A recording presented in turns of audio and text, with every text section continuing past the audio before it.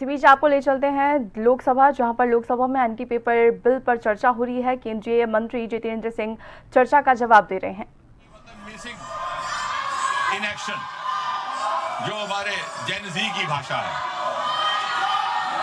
और दूसरा जैसा कल बताया गया कि FOMO, fear of missing from action, और इसलिए ये जाकर के वहां बैठे। और फिर जब इन्हें उठाया गया तो जो इन्होंने दृश्य वहां पे दर्शाया अपने उठाए जाने का, तो क्या वो गालिब का शेर है कि बड़े बेगैरत होकर तेरे कूचे से हम निकले, बड़े बेआबरू होकर तेरे कूचे से हम निकले, बहुत निकले मेरे अरमान लेकिन फिर भी कम निकले। यानी वो जो दबे हुए अरमान है 7 एलकेएम में जाकर के बसने के और नेता बनने के, वो ना मालूम किस किस प्रकार पिछले एक सप्ताह में जाहिर हुए। मैंने 40 से 45 हमारे वक्ता रहे, सबके सुझाव भी नोट किए, बड़े ध्यान से भी सुना। उसमें कुछ एक बातें ऐसी भी आई जो मुझे लगता है कि स्पष्ट करने लायक है। यहां पे ये बताया गया, हमारे कांग्रेस के नेता गगन गोगोई जी ने कहा कि मासूम बच्चों पर जुल्म सितम ढाया गया। शायद उन्हें ये मालूम नहीं कि utmost restraint was exercised and it was made sure that casualties don't happen.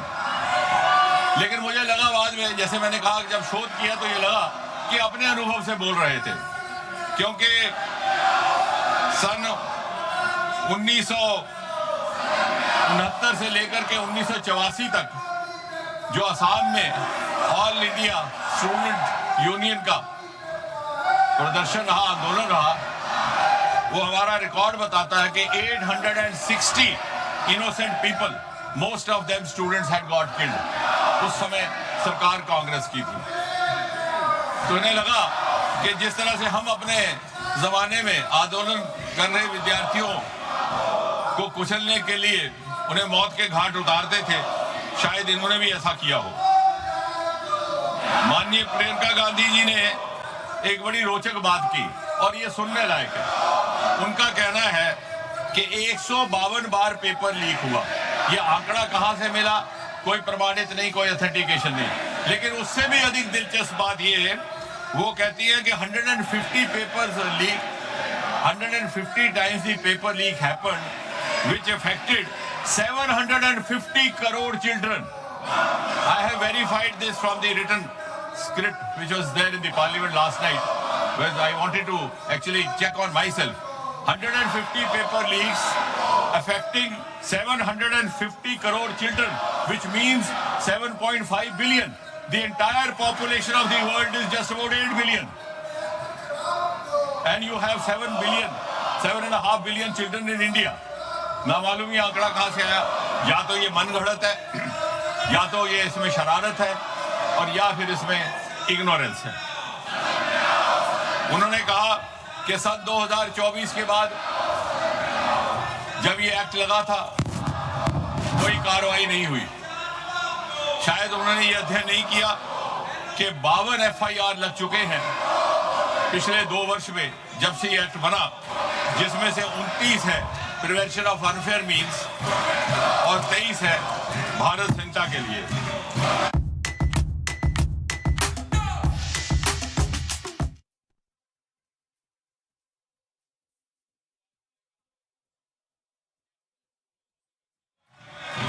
शायद वो ये कहते कि हमारे हायर एजुकेशन के अवसरों में 30% बढ़ोतरी करने का ये काम इस सरकार ने किया है। We have increased the number of universities from 760 to 1,293. I am not saying anything without evidence. The number of higher education institutions has been increased from 51,534 to 64,000.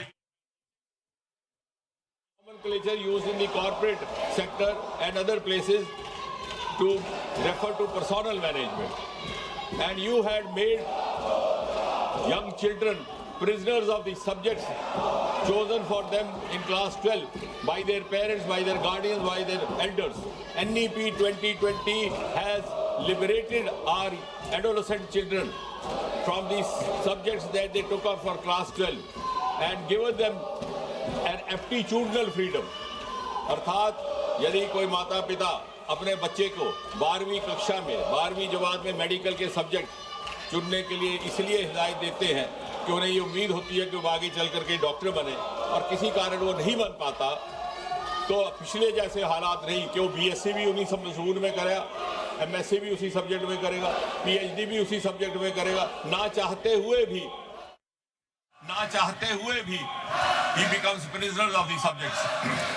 Here we have entry exit. अगर वो doctor नहीं बना और उस doctor बने बगैर वो subjects को आगे अध्ययन जारी नहीं रखना चाहता, तो वो लिटरेचर में जा सकता है, मैथमेटिक्स में जा सकता है.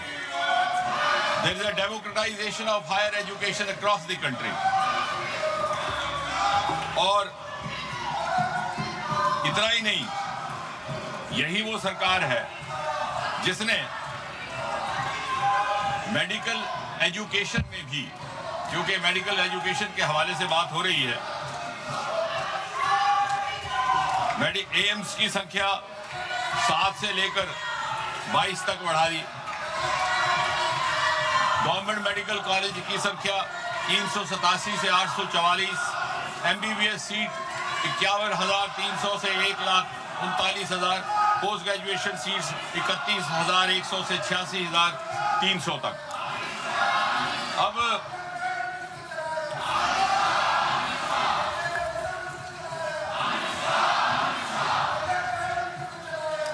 मुझे तो चाहते तो हम ये थे कि इस बिल पर गंभीर चर्चा होती, क्योंकि जिस तरह से प्रधानमंत्री जी ने बड़ी संवेदनशीलता के साथ कार्रवाई की है, अभी हाल ही में जो पेपर लीकेज हुआ उसकी जानकारी 7 और 8 जुलाई की रात को आई. 12 तारीख को CBI को सौंप दिया गया. तुरंत 13 व्यक्ति हिरासत में ले लिए गए. साथ ही साथ लगभग 92 लोकेशंस पर रेड किया गया और 12 तारीख को ही CBI दिया. और मुझे कहते हुए तसल्ली है कि कल चार्जशीट फाइल हुआ और आज से वो ट्रायल भी शुरू हो गया इस नए कानून के तहत, जिसके अनुसार पूरा का पूरा फैसला 5 महीने में मुकम्मल हो जाएगा. पहले 2 महीने में इन्वेस्टिगेशन, इंटेरोगेशन और अगले 3 महीने में एंड इसलिए जब आप इसके अतिरिक्त अगर आप युवाओं की बात करते हैं तो इसके अतिरिक्त सरकारी नौकरी की मानसिकता से बाहर निकालने का काम और अन्य विकल्प भी इसी सरकार ने पैदा किए. जब आपने सरकार छोड़ी तो इस देश में स्टार्टअप की संख्या केवल 350 थी, आज बढ़कर के 2,30,000 से ऊपर हो गई. हम तीसरे दर्जे पर आज खड़े हो गए.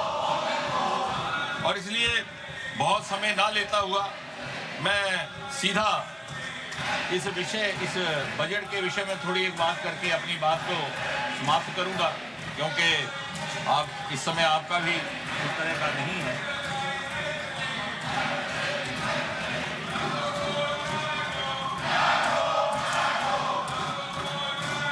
इस बिल की ये खासियत है कि the public examination prevention of unfair means amendment bill 2026, इसकी कुछ एक धाराएं मैंने कल भी व्याख्या की थी. कुछ और तफसील में अगर आज जाने का मौका है तो मैं कुछ ही क्षण लेकर के इस बात को कंक्लूड करता हूं.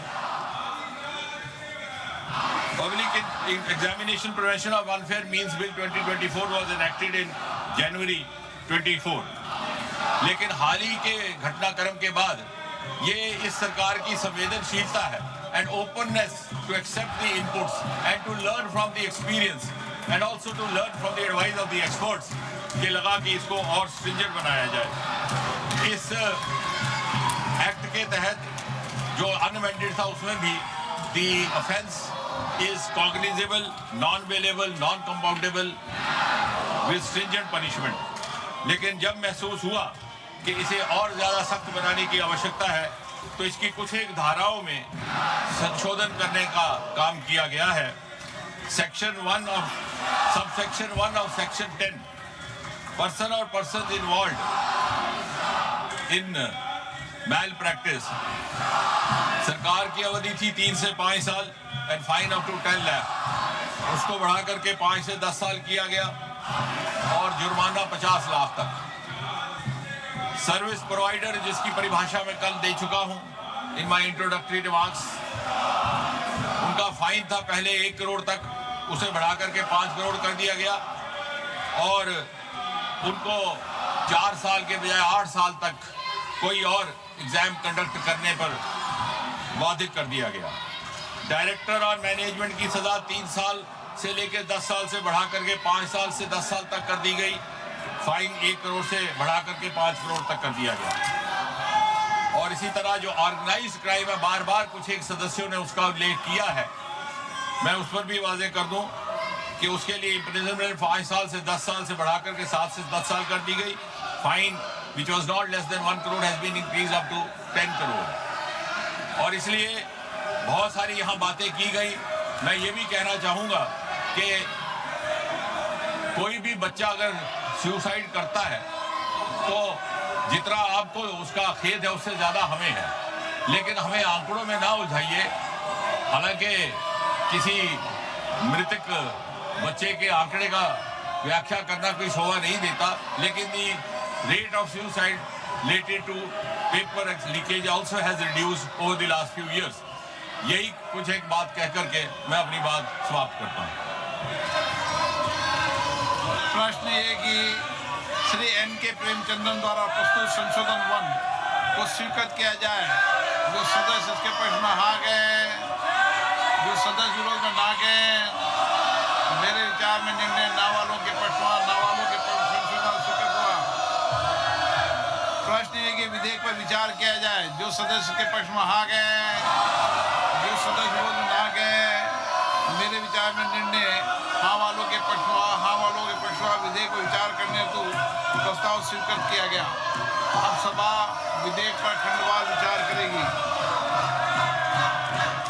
निम्नलिखित मान्य सदस्यों के इस विधेयक पर विभिन्न खंडों में आए संशोधन हैं: श्री N.K. प्रेमचंदन, विशाल पाटिल, प्रोफेसर शौकत राय, डीन कोरिया, नीरज मौर्य, आनंद भदौरिया, श्याम कुमार बर्वे, के राधाकृष्णन, A.B. बिडन, लालजी वर्मा, राजेश रंजन, बेनी मेनन, शफी परमबिल, अजय कुमार सिन्हा, मनोज कुमार, शशिकांत सेंथिल, D.M. कथिर आनंद।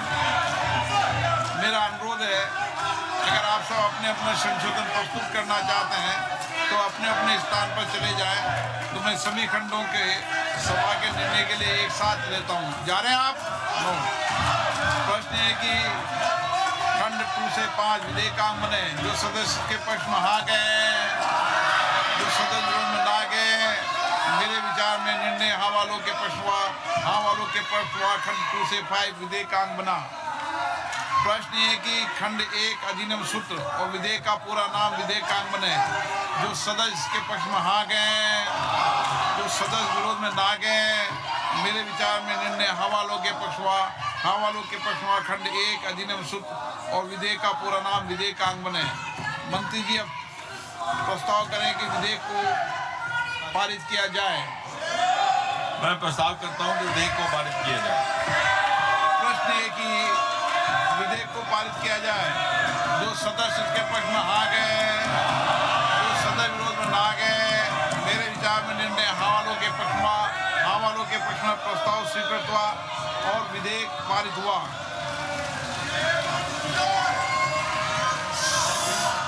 सभा की कार्रवाई कल गुरुवार दिनांक 30 जुलाई 2000